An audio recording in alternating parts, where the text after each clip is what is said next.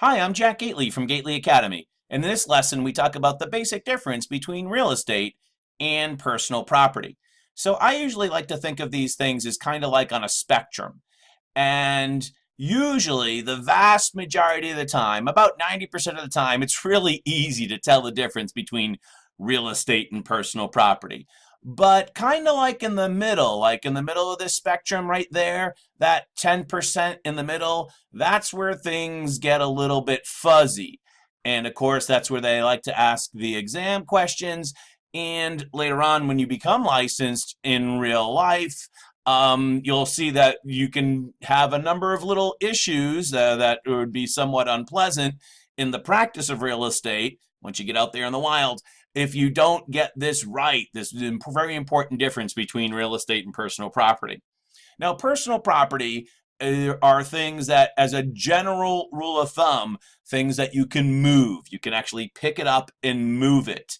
Real estate, as another very broad general rule of thumb, are things that you can't move, Personal property, other alternative vocabulary words that you might see on the exam are and you might even see the word chattel. I might use, and so might you just might use the word stuff. Personal property is your stuff. Now, you're not going to see that word on the exam, but just kind of help it make it easier for you. Personality is your stuff, your personal property, your items.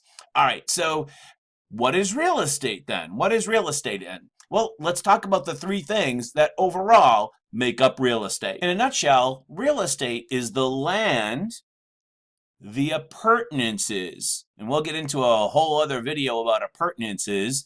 That's a word, if you break it down, if you look at it, starts with the word app, right? Starts with the word app, that means ease. UR in French means of, and tenant, ease of tenant, things that make it easier for the owner.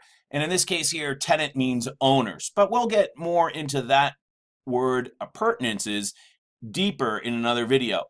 And three, things that are attached. So real estate in a nutshell are things you can't move because it's land.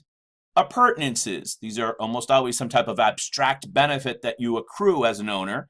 And three, things that are attached or affixed, permanently affixed, like, for instance, a house, which is also sometimes called an improvement. So in a nutshell, that's the difference between real estate and personal property. Now, two important things that we want to mention here, because the exam service loves to ask questions about exceptions. Let's talk about the exceptions, okay? Okay, so your exceptions. The first one is the emblements. Emblements. Let me translate this into a more kind of like modern day word. This is a crop, something that you grow in the ground like a crop. There's this really old cliche, another cliche for you today, and this is the cliche that says that you can reap what you sow. You can reap what you sow. And so basically what that means, by the way, you can harvest what you plant. Pretty basic rule. It's probably a phrase that you've heard before. Effectively, if you plant it, it's yours as a historically as a tenant farmer. So, you know, if you planted it in April and you sold in, let's just say, July, but the crop does not come up until September. Now, theoretically, this emblement, this crop is personal property. This crop is personal property. And theoretically, even though you sold in July, you could come back and harvest it in September. This is the rule of emblements, And the exam service loves to ask questions about exceptions, and here's one of them. Now, you would think that a carrot in the ground, for instance, would be part of the real estate, but not under this rule. For that particular growing season. This is not in perpetuity.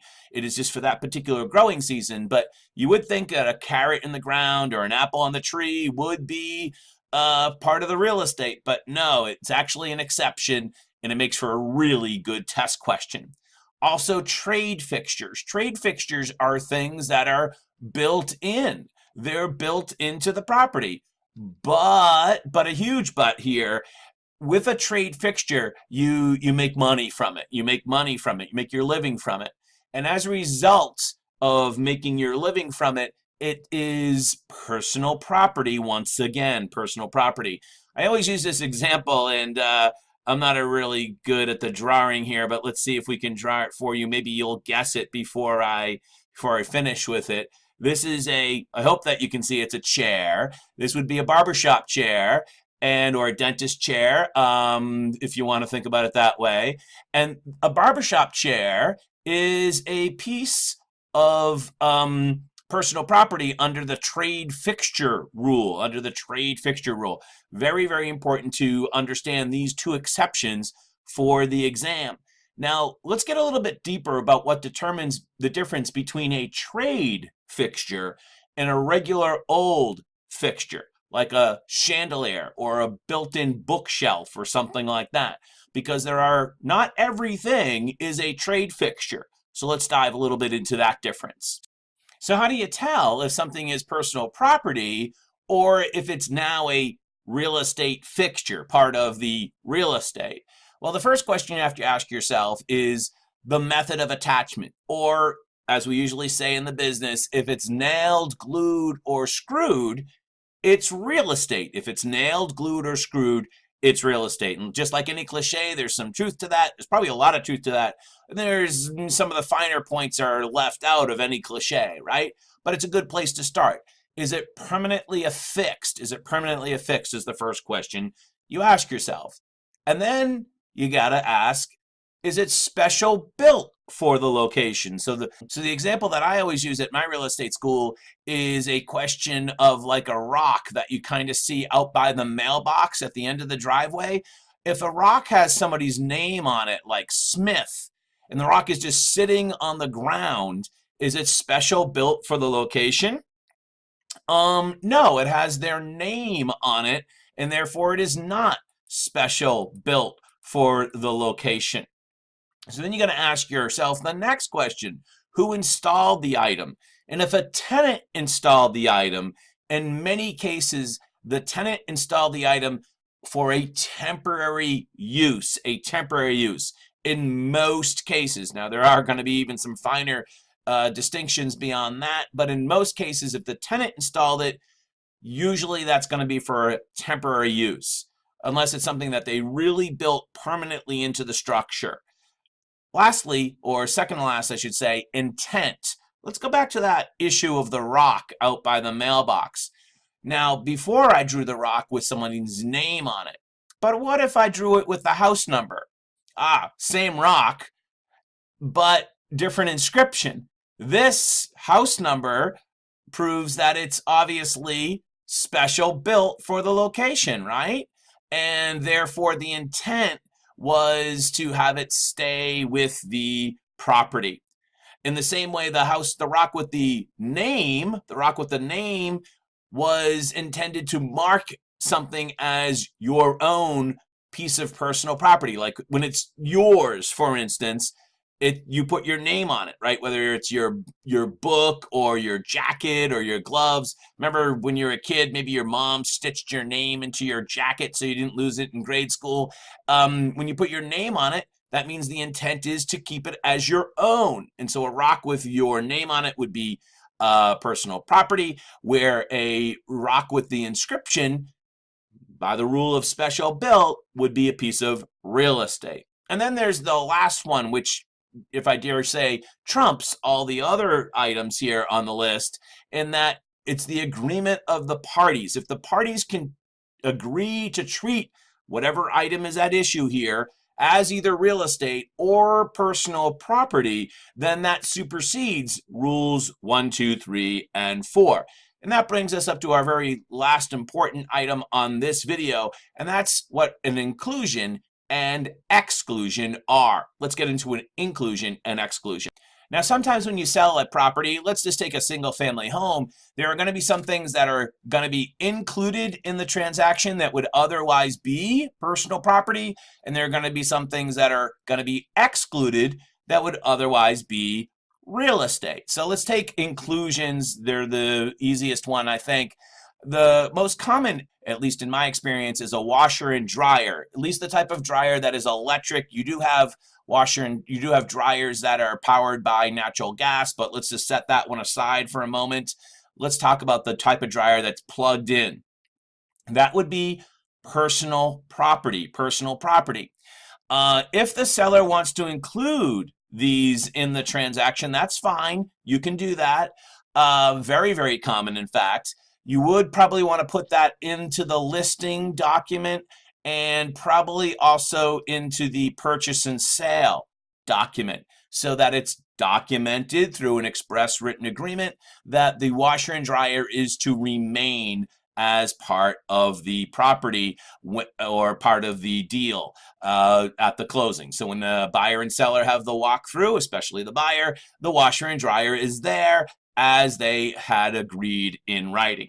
By the way, just a quick pro tip here. For me, I like to include language, especially in my purchase and sale agreement, that indicates that these items are included in the deal and that they represent no value, or some type of similar language like that, only because later I don't want underwriting over at the lender to be concerned about this, because lenders are not going to want to lend a borrower money to buy a washer and dryer.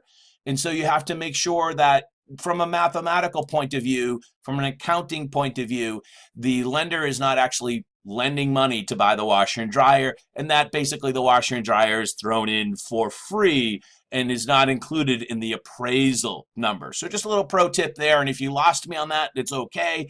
That probably won't be on the exam, but just trying to help you guys out in the future as well. An exclusion would be something that you would otherwise think would be part of the real estate, but the seller wants to take it. And think of, for instance, like a light fixture. So if you have a ceiling and you have Aunt Mabel's chandelier from 1892 in the dining room, and this is an awful chandelier, but you get the idea. If the seller wants to take that with them, that's okay, as long as they list it as an exclusion first in the listing, and then again you want to have that in the purchase and sale. The best practice would be to have it in both locations as part of the transactional paperwork, so it's quite clear that when the buyer goes to the walkthrough, the chandelier will be gone, because not only was it in the listing but also in the express written agreement as an exclusion. All right, hey, that takes care of the difference between personal property and real estate. Thanks for watching.